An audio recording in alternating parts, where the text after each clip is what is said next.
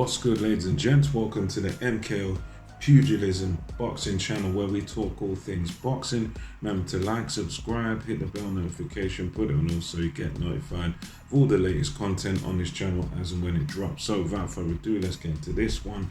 So recently, Okolie has been saying quite a few choice things about Eddie Hearn, quite a few negative things.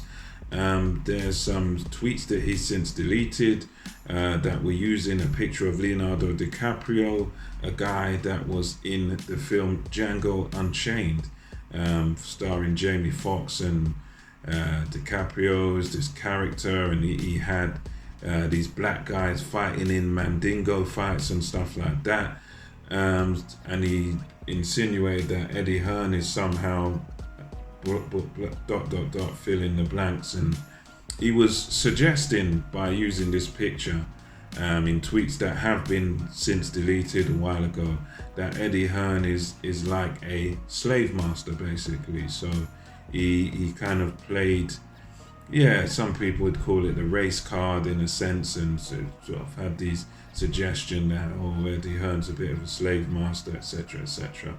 Now, to me personally, of course, I don't know the ins and outs of his contract and what his deal is with the Zone. All I know is that he's got one fight remaining on his deal with Matchroom and Eddie Hearn, so he's just got one remaining. And from what I understand, once he's done that fight, he is a free agent, and the rumors are now that he's going to be signed to Sky and Boxer with Ben Shalom, and apparently they're looking to make him the face of boxing over there at Sky.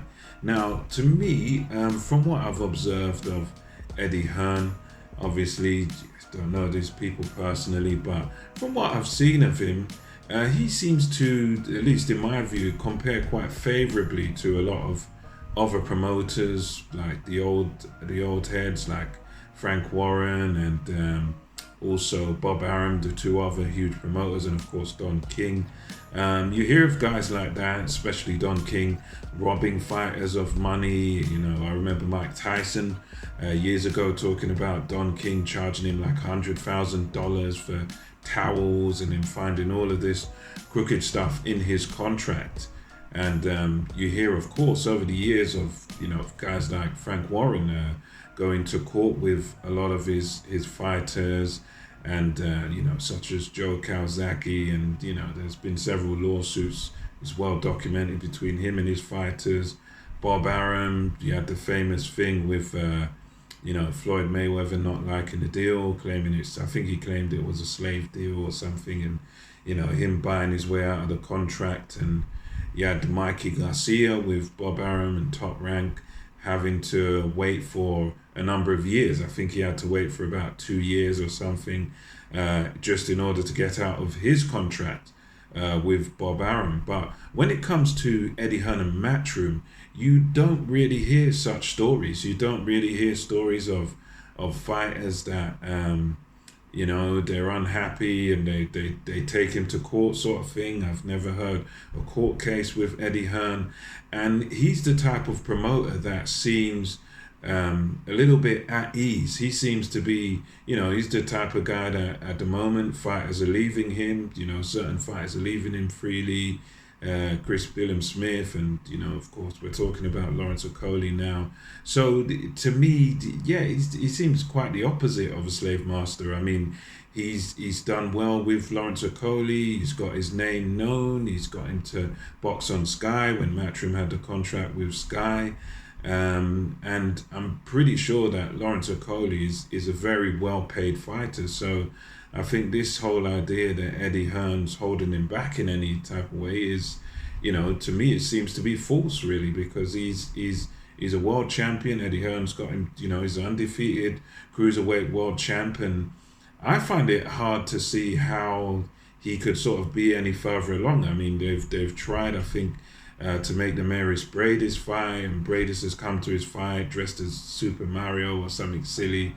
But for me, Hearn seems to have done quite a sort of stellar job with Lawrence Okolie, so I'm not sure where this slave master talk comes from, because he's well paid.